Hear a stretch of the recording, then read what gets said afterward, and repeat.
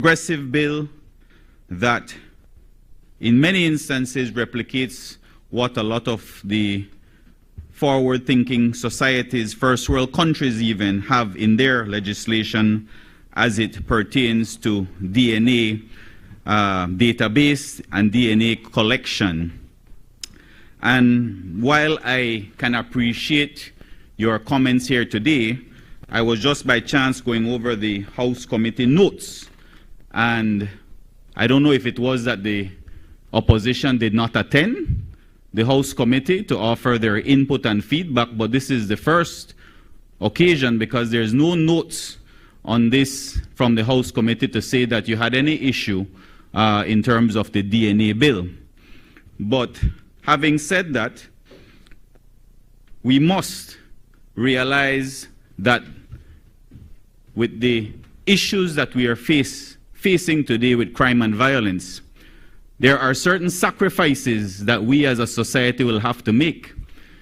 You often hear people complain about the CCTV cameras even, that, oh, now everybody is watching us. But similar to the CCTV cameras, if it is that you are a law-abiding citizen and you are not engaged in any nefarious or criminal activities, then you really have absolutely nothing to worry about. This legislation provides for DNA samples to be given voluntarily, which of course will always be the option that will be offered. But in the event an individual is a suspect, obviously they will not want to volunteer their DNA if it is bodily fluids or other DNA was found at a crime scene. And so that is why there is a very meticulous and rigorous process that has to be followed in order for a DNA sample to be taken from an individual. And that is outlined at section 22, where it states, and this obviously has to go before a court. So it's not like the police on their own can decide, oh, I'm picking up suspect A and just taking their DNA sample. That's not the case. Under section 22, it states, a magistrate who on an application under section 21 is satisfied by information on oath and that there are reasonable grounds to believe, and here are the criteria. A, that an offense has been committed. So, first of all, you have to satisfy a magistrate that a crime actually took place.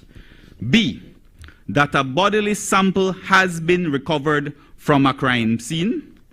C, that the suspect was a party to the offense.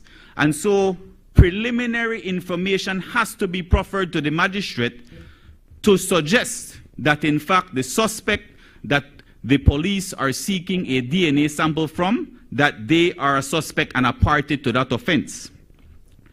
D, that DNA analysis of a bodily sample from the suspect will provide evidence about whether the bodily sample referred to in paragraph B was from the suspect. And finally, E, that it is in the best interests of the administration of justice may issue the order authorizing a police officer to obtain or cause to be obtained under the direction of the police officer a DNA sample from the suspect. And so I just want to assure the Belizean people that there is a process that police officers, and I believe the law speaks to an inspector or higher, having to make this application in order for a DNA sample to actually be taken from a suspect. And also, Madam Speaker, we have seen where, at least over the last 5 years, the types of training that our National Forensic Science Service have undergone, whether it's in ballistics, and you can check the court records, there have been murderers who have been convicted after analysis from ballistics. There have been rapists who have been convicted from their bodily fluid being found at the crime scene. And most recently, and this is one that I think we should take as a feather, Prime Minister, in our caps, recently an individual was charged based on their motor vehicle. This is a hit and run. Their motor vehicle had blood stains on the front of it. And because this administration invested in a rapid DNA machine last year, and our National Forensic Science Service went through a 6-month training for its personnel, within 48 hours, they were able to say that that particular blood found on that vehicle matched the deceased. And that was the way they were able to charge the individual because of that analysis. And so we can see where a DNA database is absolutely essential in 2025 for our justice system and for the safety and security of our people. And so I just want to thank the members at the NFSS, the director, Mr. Jian Cho, and his team. Quite a vibrant team over there. They're always learning new things. They just did a shooting incident reconstruction the other day to determine the angle and trajectory where firearms may have shot somebody or a place. They've gone through blood spatter analysis, and so they're very equipped, I must say, over at the NFSS, and I want to commend them for that. And so I lend my full support to this bill, Madam Speaker. Thank you.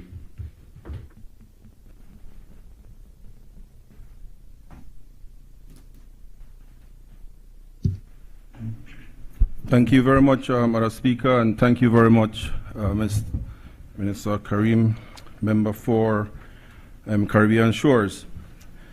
I'd just like to wrap up by saying that this DNA bill will revolutionize crime fighting in Belize by providing a legal framework that establishes the national DNA database and provides mechanisms to facilitate the collection and the use of the DNA samples. And as Mr. Karim mentioned, extensive consultations were done. I spoke to the director of NFSS, and he assured me that all those considerations and all those issues that you brought up, Madam from Albert, have been considered and the safeguards put in place. To recap, the DNA bill seeks to accomplish, and the bill will provide for the following: the establishment and operational establishment of a national DNA database in a manner that respects persons' bodily integrity, its privacy, dignity, and is consistent with human rights under the Constitution. It establishes indices for the categorization and storage of DNA profiles in the DNA National Database. It also provides reliable evidence for the purpose of prosecutions of offenses. It ensures that the personal data of a person whose DNA profile is entered in the National DNA Database is protected and not accessed or shared without the requisite permission. It will also assist the police in carrying out an investigation with respect to an offense and establishes the administrative and procedural framework concerning the collection of the samples. I must say that with the passage of this bill, Belize now joins over 60 countries worldwide who has adopted the use of DNA database to further criminal investigations, to strengthen convictions, and to allow, very importantly, the exonerations of persons who may have been wrongfully accused of committing offenses. Importantly, the bill provides for adequate and proper oversight and safeguards to ensure the integrity and security of the national DNA database. This bill has been subjected to close scrutiny by our national criminal justice stakeholders through extensive consultation during the drafting process. I just want to thank my colleagues in Cabinet and thank my colleague from Caribbean Shores for the hard work and all the work that he did, along with the National Forensic Science Service, to putting a bill that for the first time in Belize will allow us to use DNA. Thank you so much. Honourable members, the question is that the bill for an act to establish a national DNA database to provide a framework for the operation of the national DNA database in order to facilitate the collection and use of DNA samples in the investigation and prosecution of indictable offences, to provide for the management, retention and destruction of DNA samples and DNA profiles, to provide for the investigation of missing persons and unidentified deceased persons, to establish an oversight body, and to provide for matters connected therewith or incidental thereto be read a second time. All those in favour kindly say aye. Aye. Those against kindly say no. I think the ayes have it. Bill for an act to establish the DNA Bill 2025. I recognize the Honourable Minister of Sustainable Development, Climate Change and Solid Waste Management. Thank you, Madam Speaker. This is the Climate Change and Carbon Markets Initiative Bill 2025. I move the second reading of a bill for an act to develop, implement, manage and regulate mechanisms to enhance climate resilience and low-emission development for the sustainable development of Belize, to respect the objectives and principles of the International Climate Change Regime ratified in the United Nations Framework Convention on Climate Change and the Paris Agreement, to establish a market in Belize to trade carbon credits, and to provide for matters connected therewith or incidental thereto. I recognize the Leader of Opposition, Member for Albert. Thank you, Madam Speaker. I rise on behalf of the opposition to make an intervention on the Climate Change and Carbon Market Initiatives Bill 2025. At the most recent the House Committee meeting, a lot of the concerns that were raised have now been taken into account with the amendments proposed to the bill. But there are two areas, or maybe three, that I'm not sure has sufficiently been taken under consideration. The first one has to do with the confusion over who actually owns the credits and who has the right to sell them. I believe that's section 39, if I'm not wrong. And an amendment had been made, but I don't know if it goes far enough, and so we want to raise that as a concern. The other issue that we had was as it relates to the penalties, Madam Speaker. We feel certainly that those penalties, I think 20,000 is the cap, is far too low when we're looking at an industry or a market that measures in the millions and millions of dollars. So I don't know that 20,000 is a deterrent. And then the final issue for us, Madam Speaker, is that of the absence of public participation. So the bill does call for a registry, if you will, to hold all project and credit records.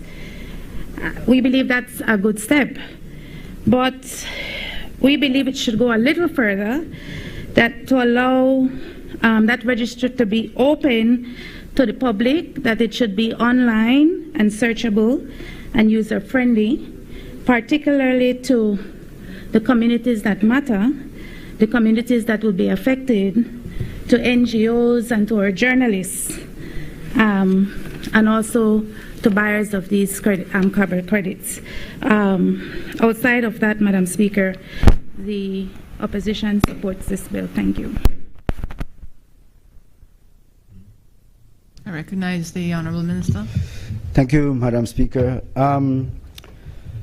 To address the concerns of the Leader of the Opposition, certainly, if you recall, the bill has gone through a long process.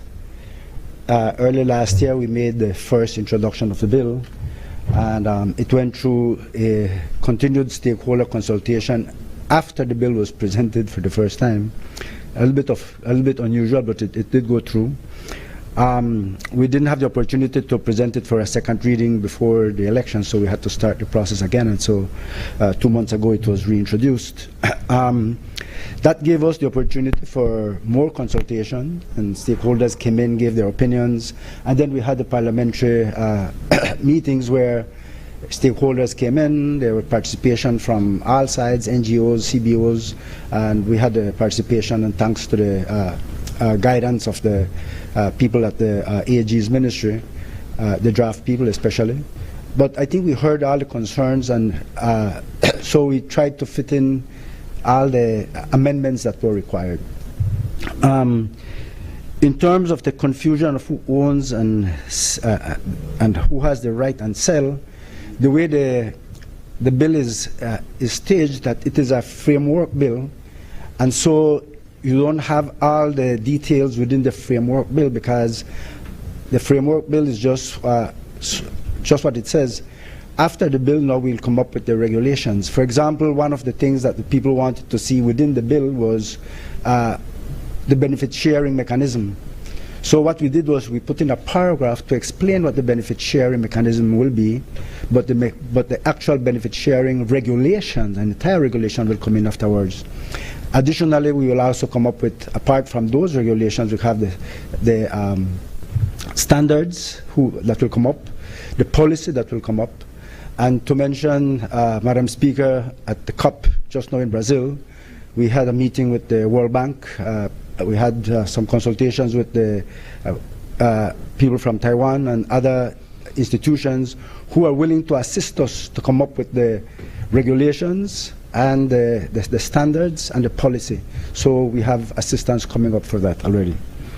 In terms of the penalties, possibly the cap might be too low, but this is, if you look at the what the penalties are talking about, is basically when you forfeit or don't come up with the transparency that is required, because you really can't sell anything if you do not go through the registry. So anybody that wants to have a carbon project will have to apply to the registry and say, well, I have this carbon project where I'm developing, whether I'm planting trees or I'm planting mangroves, or I have a project to trap carbon dioxide or to reduce emissions. Those are all carbon projects, and so you'll have to put that in. And so unless you lie, there's no transparency. That is why it's there. But it's not something very serious. You also mentioned the issue of the absence of public participation. I think that there was sufficient public participation, especially during the consultative process. We had, like I said, NGOs, CBOs, the private sector, everybody had that opportunity. The registry is open, or will be open. The way if you notice clearly on the framework bill, it says that the Chief Climate Change Officer will be the registrar for the bill, and also that we're forming within the climate change bill, converting the National Climate Change Office to a climate change department. So it'd be a full-fledged department. Within that, you also have an MRV unit, which is the monitoring, verification, and reporting unit, which provides all the transparency for the entire bill itself. So, yes. Anybody can access it. Yes, anybody can access it. I don't know if, for example, if you want to know what a private developer is doing, you might be able to see what is going to be provided on the internet through the National Climate Change Department. I don't know exactly what detailed information you can get from the private sector, but anything that has to do with national land or national carbon credits, that will be open to the public. Yeah. But I also wanted to mention, Madam Speaker, since I'm here, because we do have a lot of work being done and has been done from our National Climate Change Office. really and truly right now we have our team in Brazil still trying to conclude the climate negotiations. And I just want to mention at this point that it's a young team. We had participation from the National Climate Change Office, but we had from the Public Service, we had from the Ministry of Public Utilities, Fisheries Department, and I think a youth group was also, a youth representative was also there. And these young people are there doing around the negotiating table until 1 o'clock in the morning. This morning when we were in the session at about 11 o'clock, I got a report that there was a fire in the building. Everybody had to be evacuated, and I was texting while I'm here, trying to see that everybody was okay, and luckily every one of our negotiators are outside and safe. But just to mention that we have won seats on key bodies in key committees. One, we won a seat on the consultative group of experts representing Latin America and the Caribbean. So I think that's a great accomplishment. Two, we won a seat on the advisory board of the Climate Technology Center for 2 years, representing small island developing states. Three, we won a seat on the supervisory body under Article 6.4 of the Paris Agreement, representing SIDS, providing direct influence over global market mechanism rules, which is directly related to our carbon bill. So they will have some influence over making certain decisions in that area. On the loss and damage fund, we won a board member to be an alternate to the primary board member, and also we managed to get Belize, because we got our person in there about the second day after the negotiation started. We are now eligible to be able to submit proposals of up to $20 million per proposal to the Loss and Damage Fund Board. So as soon as my team comes back, we start working as soon as they come back. And Belize now participates in guiding the new Loss and Damage Fund, which addresses financial response to climate impacts in vulnerable countries. Also, on technology, the Technology Executive Committee representing GRULAC, we won a member on that board, and that will be the person a young person who's representing us from the Energy and Utilities Ministry. So also we had on the UNFCCC process facilitation, one of our young representatives there was a rapporteur on the SBI committee and a co-facilitator of the negotiation streams for technology. So with all that, I think our participation up to date has been very fruitful. There are different projects and at the different meetings that we held. Minister Osman Martinez from MET will be having some meetings with them, because we are able to finalize certain projects with GCF, with the GEF, that will assist us to move our climate change bill and carbon bill forward, but also to get funding through PACT for different projects within the National Protected Areas System. Thanks. There were 8 from our ministry, 1 from Public Utilities, that's 9, 10, 11, 12 persons from government. The rest, we had a bigger team, but including 5 Cs who are not, they just go along with us. Yes, we provided a way for the 2 members of the indigenous community from Toledo to also be there. We also met and had a meeting with them in Brazil. First time to have 2 days of consultation on tourism.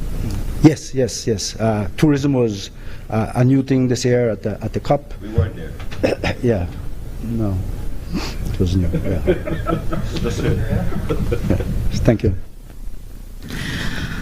Honourable members, the question is that the bill for an act to develop, implement, manage and regulate mechanisms to enhance climate resilience and low-emission development for the sustainable development of Belize, to respect the objectives and principles of the international climate change regime ratified in the United Nations Framework Convention on Climate Change and the Paris Agreement, to establish a market in Belize to trade carbon credits, and to provide for matters connected therewith or incidental thereto, be read a second time. All those in favour kindly say aye.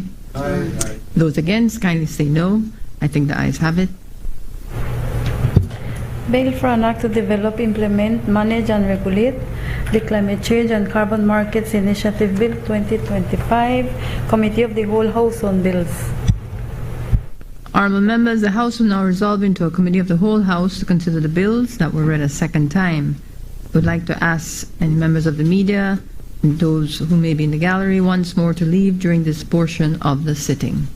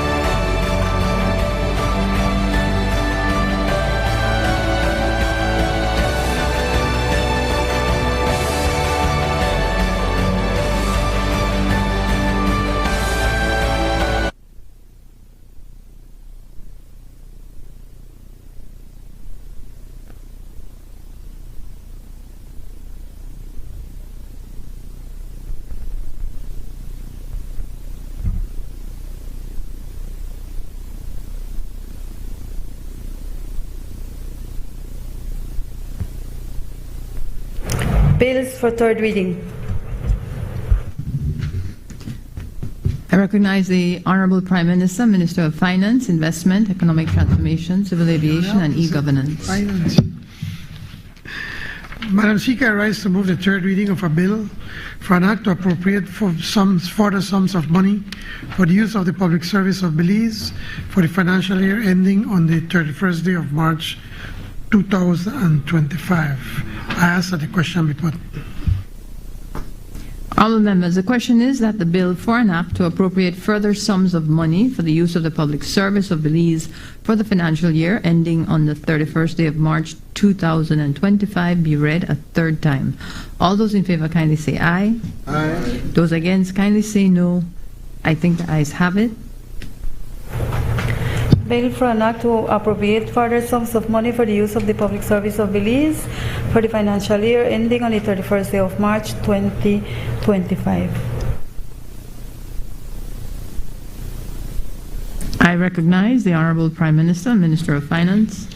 Madam Speaker, I rise to move the third reading of a bill for an act to appropriate further sums of money for the use of the public service of Belize for the financial year ending on the 31st day of March 2025. I ask that the question be put.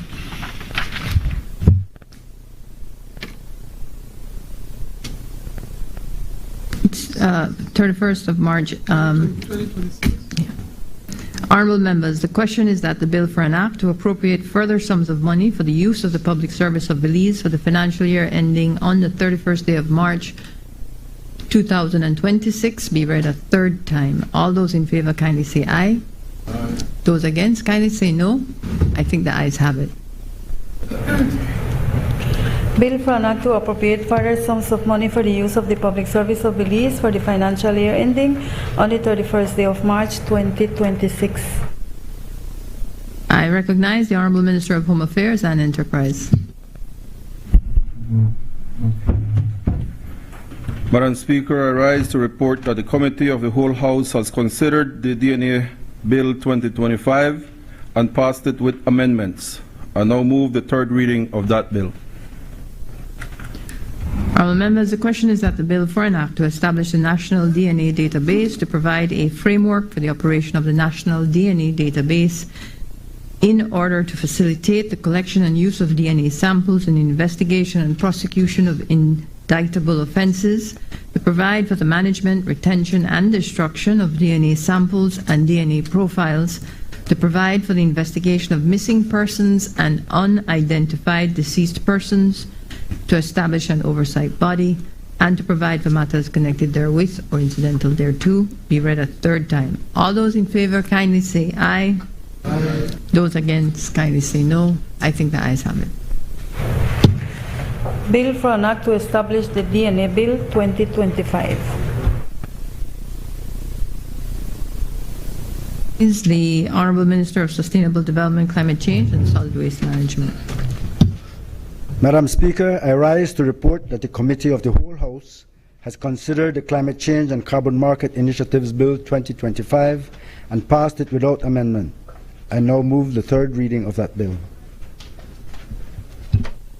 Honourable members, the question is that the bill for an act to develop, implement, manage and regulate mechanisms to enhance climate resilience and low-emission development for the sustainable development of Belize to respect the objectives and principles of the International Climate Change Regime ratified in the United Nations Framework Convention on Climate Change and the Paris Agreement, to establish a market in Belize to trade carbon credits and to provide for matters connected therewith or incidental thereto be read a third time. All those in favour kindly say aye. Aye. Those against kindly say no. I think the ayes have it. Bill for an act to develop, implement, manage and regulate the Climate Change and Carbon Markets Initiatives Bill 2025. I recognize the Honourable Prime Minister. Madam Speaker, I move that the House do now adjourn. I recognize the member for Mesopotamia. Good afternoon, Madam Speaker. I rise to speak on a matter of public importance. Public concerns, yes. Madam Speaker, the PUC just approved a 13.5% water tariff increase for BWS. Let's make this some maths right here.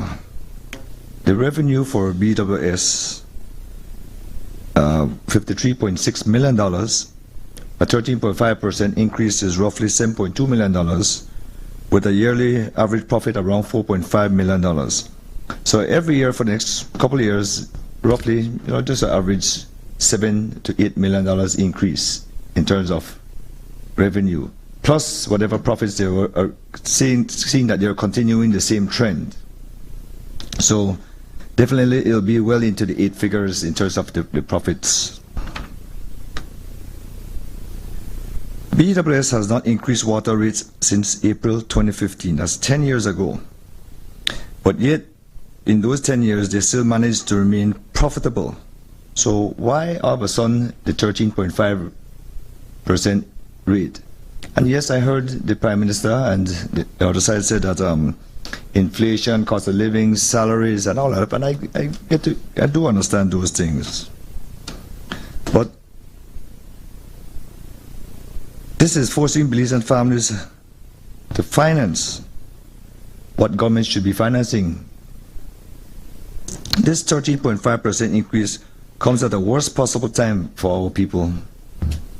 According to the SIB, inflation across the board is up. And I won't get into the details in terms of how much percent and stuff like that. That's why I said now do it. Yes, sir. Families are already choosing between medicine and food.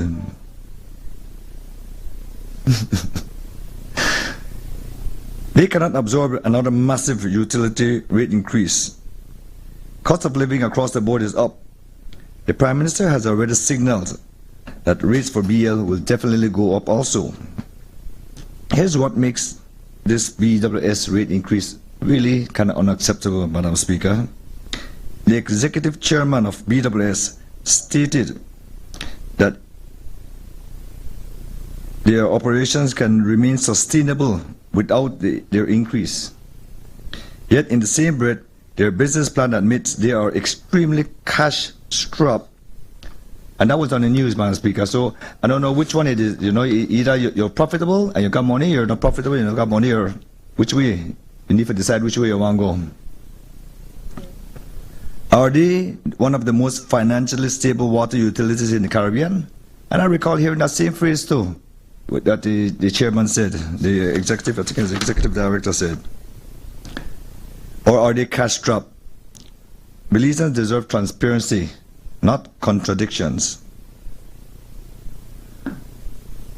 Also, Madam Speaker, BWS must demonstrate that they have exhausted all cost-cutting measures, or renegotiated contracts, or pursued alternative funding to cover the expansion projects that you're asking for, the $130 million and $20 million for Placentia, Key Carker, San Pedro support rapid population growth increase services. Madam Speaker, BWS has increased the debt from $58 million in 2020 to $107 million 2025. The management team increased from 9 to 16. Staff increased from 285, which got a cost of $13 million 2021, to 346 at a cost of $17.2 million 2025, a $4.2 million increase per year. So when you take that $4.2 million plus when they're profitable about 4.5, that gives you almost $9 million already. Then in donations in 2021 and prior, roughly under 6 figures, roughly $70,000. That's what the report said. And now in 2020, and now the last report was donations is $582,000. That's an 800% increase. So that's wastage, Madam Speaker. Travel, 2021, under $200,000. Now it's $341,000. That's a 72% increase. If they need it, at least, you know, the increase, at least try to cut some corners in the business, cut savings before they increase it to the public. We call on the PUC to remember its mandate to protect the consumers and apply the same principle that led to the rejection of BEL's rate increase suggestion. But of course, we know that this next year they will increase the BEL rates already. Madam Speaker, there's another line here that says consumption of up to 1,000 gallons. The current rate, flat rate, is $8.72. For all consumption of up to 1,000 gallons will be replaced with per gallon rate. The removal of the flat rate improves fairness for low consumption consumers by charging them for only what they use. Madam Speaker, I'm going to do a little couple maths here also. A family of three, don't tell much, family of three use the restroom 3 times a day. So every time you use the bathroom and flush it, roughly 2 to 2.5 gallons of flush it. So if you go for the restroom 3 times a day, that's 22.5 gallons for the day. And for the shower, I'd say probably about 10 gallons, you know, when you want for shower. And then that comes up to 30 gallons for the day. In total, day usage is 52.5 gallons per day, low consumption. So that puts us at 30 days, so that puts us at 1,500 plus gallons per month. And so what is not mentioned is what will be the rate for the flat, when they take away the flat rate, what will be the rate per gallon? It's already $8 and change for the flat rate, and of course they probably go over another 500 gallons. So probably what, $12, you know, what if it's taken into consideration $8 for $9 for 1,000 gallons, so it'd probably be about $12, $13 for the $1,500 of water. So what is the rate going rate for the new revision when they take away the flat rate? So, Madam Speaker, those are just some of the questions we would like to know, and hopefully that BWS can manage their finances more properly and don't ask for any more rate increase for the future. Thanks. I recognize the Minister for Public Utilities. Thank you, Madam Speaker. Madam Speaker, as usual, I would recommend that the member for Mesopotamia take the time to speak to myself or to somebody at BWS to get these clarifications. Madam Speaker, not even a month ago, the BWS was voted as the gold standard across the Caribbean, and so that BWS has established themselves as the leader in the providers of water and wastewater management across the Caribbean. In terms of the rate increases, Madam Speaker, this did not just happen like that. What happened is that BWS is mandated to submit an annual tariff review to the PUC, and it is the PUC who reviews these fees and determine whether or not BWS would be entitled to an increase or not. But, Madam Speaker, what the member from Mesopotamia is not saying is that the social tariff, the people who benefit from the social tariff, is going to be expanded so that the most vulnerable people in the community will continue to benefit from these social rates, Madam Speaker. Additionally, as you look across this country, when you look at San Pedro, when you look at Hopkins, when you look at Placencia, which are the major hubs for tourism in this country, some of the biggest income earners, how are we going to be able to improve the water and wastewater systems there if the water rates are not increased to provide this added economic benefit to the country?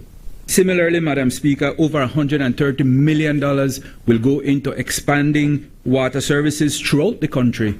Madam Speaker, in the last administration, we gave away 10,000 house lots. People want water, people want electricity, and this is what this government is working for, to provide these things to the Belizean public. So, Madam Speaker, this increase by BWS is really just a 5.5% increase on the water bill.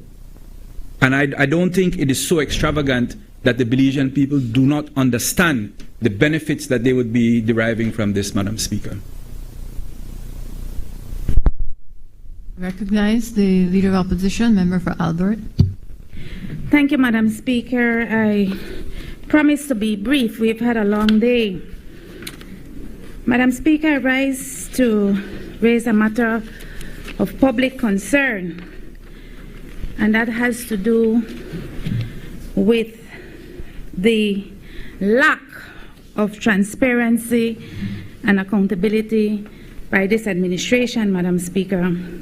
I have in my hand the Good Governance in Belize motion of 2021. There was quite a lot of fanfare, Madam Speaker, when the new administration had their inaugural meeting on the foothills, Independence Hill, when we went through this long presentation on good governance. And then, Madam Speaker, that was not sufficient. The new administration proceeded to come to this National Assembly with this motion. And if I may quote from the motion itself, this was a notice given on the 14th of December 2020.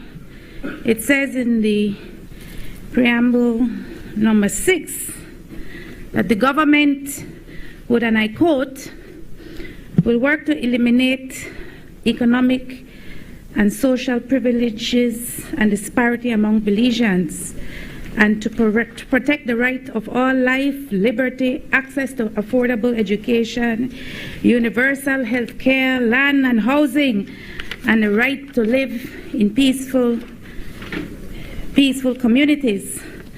Madam Speaker, the recitals continue. Number 9, that the new administration would insist on good and transparent governance and to hold accountable those who betray the public good. It would implement measures, Madam Speaker, to ensure that the 3 branches of government, i.e. the executive, the legislature, and the judiciary, to function as truly complementary but independent branches as envisioned in the Constitution. The Good Governance motion, Madam Speaker, also spoke to taking measures to reduce discretionary ministerial powers in order to increase administrative efficiency and eliminate, where possible, political intervention. And I want to read one more recital, Madam Speaker, part of the resolution, that it said, the government said that it would implement a national budget planning, implementing and monitoring system to guarantee transparency of the budget by engaging, Madam Speaker, civil society, local government, and electoral divisions in the budget process.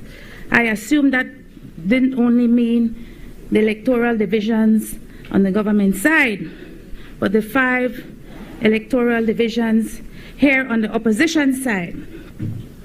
Excuse me, member, I just want to be clear. The lack of transparency Transparency and accountability in accordance with the Good Governance motion, Madam Speaker. But we're not revising a debate on the Good Governance motion, because that's a Would you allow me to make the presentation, Madam Speaker? I will, but I want to make sure that we're not about to revive a debate on a motion that was already passed. Because you have been reading from the motion. I'm just asking for that clarity. So I'm giving the Belizean people a reminder, Madam Speaker, of what the motion said in 2021, if I would be allowed to do so. Member, I don't mean to be facetious on the matter. It's on adjournment, it's a matter of national importance, public concern. You stood on the point saying lack of transparency, and you asked to read the governance motion, which has been fully debated and passed. It is a standing order that we don't revive debates on it. Therefore, I'm asking for clarity so that I don't have to be interrupting again when I don't hear where your presentation is going on the lack of transparency. That is what you stood on. Thank you, Madam Speaker. I am not trying to revive a debate. My intention of reading from the motion is to remind the Belizean people and the members on that side the commitment they made to the Belizean people regarding this motion. Again, my apologies. It's not about semantics. You're asking to remind the Belizean public about commitments the government has made, but you stood on the public concern of lack of transparency. I just want you to bring that together. The member of Potamia stood on a specific point, and his point was specific to that. I'm having difficulty seeing the link. That's all I'm asking. You said remind, but then you stood on, you have a concern of lack of transparency. Madam Speaker, if you would just allow me another minute or so, you may see the link. And I'm sure that you're not trying to shut me down. The reality, Madam Speaker... No. Of course, I would... No. I don't need to practice yoga. I just want to be clear. We have standing orders, members, and there's no need to even suggest or insinuate by any means, even when framing it with a question, that I am not shutting the opposition down. I think my record shows quite differently. I'm simply stating a matter of point. There's rules, we have them. What is a matter of national importance on the adjournment, as in Standing Order 13? You stated, Member for Albert, Leader of Opposition, lack of transparency. But I am not hearing that. What I am hearing, as you have rightfully said, you are reading from the governance motion, a motion that has been fully ventilated, debated, and passed, and that is not allowed to revive. It is not allowed to revive. So I asked for caution on it, and you told me that you're bringing back. You will show me the link in a few. By me asking for that is not me shutting down the opposition.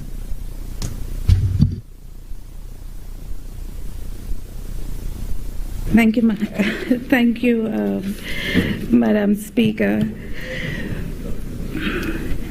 This administration promised to establish the gold standard in transparency and accountability.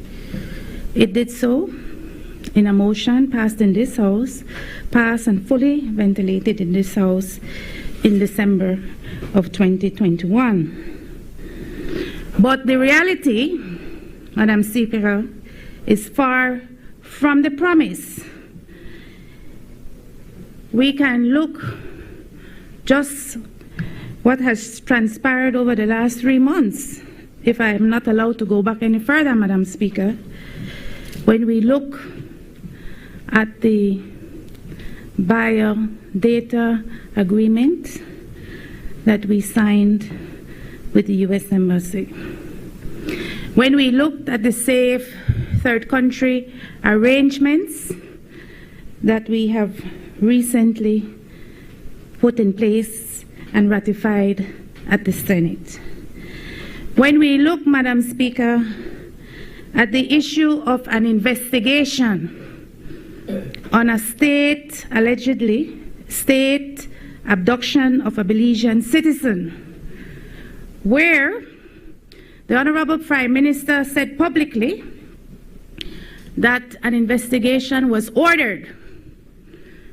And based on that investigation, Madam Speaker, the investigating officer, Assistant Commissioner Suzette Anderson, indicated that she herself believed a private investigation ought to be conducted. Madam Speaker, it was the Prime Minister who said, not Tracy, not the member for the Albert, not the members on the opposition side, Madam Speaker, that the matter would be sent to the Attorney General's ministry so a proper investigation can be done, and to the DPP. And the DPP's response to the file was not that the file was nothing, Madam Speaker. The file was less than nothing. A matter of this significance and of this national importance, where a Belizean has been abducted and handed over to hostile territory. There is a procedure, Prime Minister. There is a procedure. We do need to hear.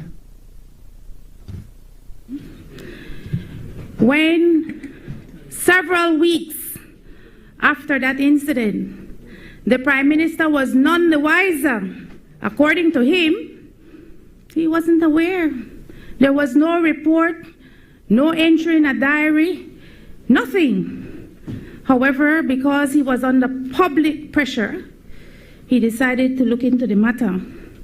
And now, not the member for Albert, not the leader of the opposition, not Tracy Panton, but the DPP has said that the file she received, I gather, based on the report that was taken to Cabinet, was less than nothing. There is nothing, and then there is less than nothing, Madam Speaker.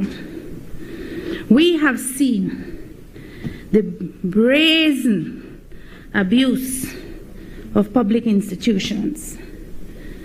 We have seen contracts and favors. Madam Speaker, that's now it moved from transparency to blatant abuse. She needs to make up her mind. Talking about transparency, she needs to keep it to that.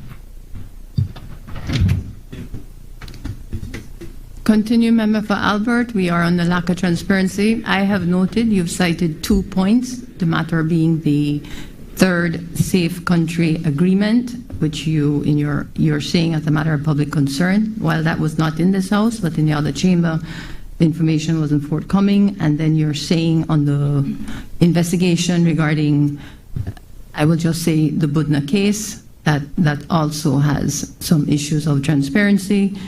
And you're citing the DPP's remarks on that. Is that correct? But I need to hear from the member that I have interpreted the matter of national public importance correctly. Madam Speaker, are you suggesting that I cannot cite cases where there has been a lack of transparency and accountability by this administration? By no means am I saying that, but I believe we have had this exchange on more than one occasion. Standing Order 13 speaks to a specific lack of transparency. It speaks to a matter of national importance or public importance. Lack of transparency is a very broad category. It can cover many areas of which you are deeming to have had a lack of transparency, which is a concern. That can have us here for many hours. I'm asking, what are the specific examples in order for the minister responsible to address the concern of lack of transparency? Is it your intention to list 20, 30, 40, 10, 5? Because that is a matter of concern, if that is where this is going.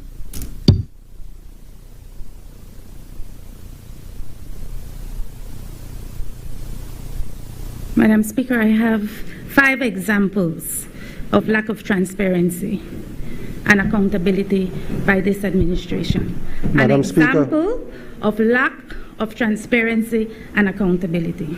If I can, Madam Speaker, on a point of order, and I heard your question just now, I just There are 2 points. Number one, the Leader of the Opposition has brought up a number of issues, examples as she said, but in the adjournment, because it's a matter of public importance so that one minister can respond, she has brought up a matter dealing with national IDs. I believe that would be Ministry of E-Governance. She has brought up a matter dealing with a foreign affairs aspect. That's a different ministry. She has brought up a criminal justice matter, and I would remind the Leader of Opposition that that matter is before the court, and we should not be debating that matter in this Honorable House according to the standing orders. There is a claim in the court currently. So if you're listing 5 different examples, it could be 5 different ministries, and only one minister would be able to respond, and that's the issue with this such a broad topic. Thank you, Madam Speaker. Yes, as I was saying, that's specifically why I'm trying to get the clarity, because we have to ask, it's a minister and not several ministers that are responsible to respond. Lack of transparency is a broad category. You have cited 2, and the 2 cases the 2 examples are already 2 separate ministers, one of the examples you've cited is a matter that is a live matter. I will repeat it, the Budna case that is before the court. So for my records, you've cited 1, and that is the issue related to the third party, third country safe agreement. That's a matter for the Minister of Foreign Affairs. If you continue to cite other examples that are not related to the Minister of Foreign Affairs, then they cannot be addressed. I will not participate in the semantics because the member for Orange Walk Central, who happens to be the Prime Minister of this country, can respond to this matter of concern, national concern, which is the lack of transparency and accountability in his administration. On a point of order, the Leader of the Opposition cannot instruct the Speaker of the House as to what she should or should not do. So we need to make that very clear. Certainly that was not an instruction to the Speaker of the House. I was commenting, member for Orange Walk Central, that certainly as a leader and the Prime Minister, you have the ability to respond to the issue of lack of transparency and accountability in your government. But I take it, Madam Speaker, I will not be allowed in this House, but I will be allowed when I speak publicly on the issues that continue to demonstrate that there is a lack of trust, accountability, and transparency by this Briceño administration. It is unacceptable, and I ask the Prime Minister, Madam Speaker, and his cabinet to take some time, Madam Speaker, to review their motion on good governance and their commitment to the Belizean people about establishing the gold standard for transparency and accountability in this country.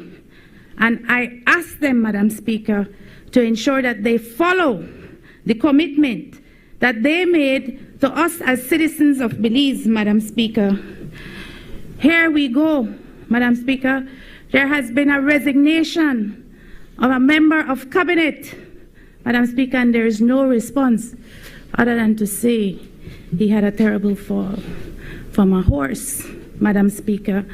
And so those on this side of the House wish to express our best wishes for the member for Orange Walk South. We hope he gets the medical care he needs and that he will be back to full strength, Madam Speaker, and hopefully back in cabinet.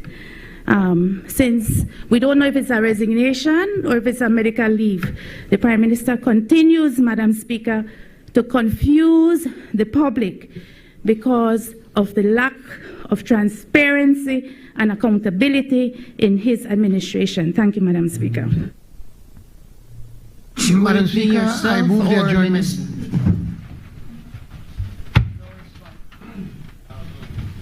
Honorable members, the question is that the House do now adjourn. All those in favor kindly say aye. Aye. Those against kindly say no. I think the ayes have it.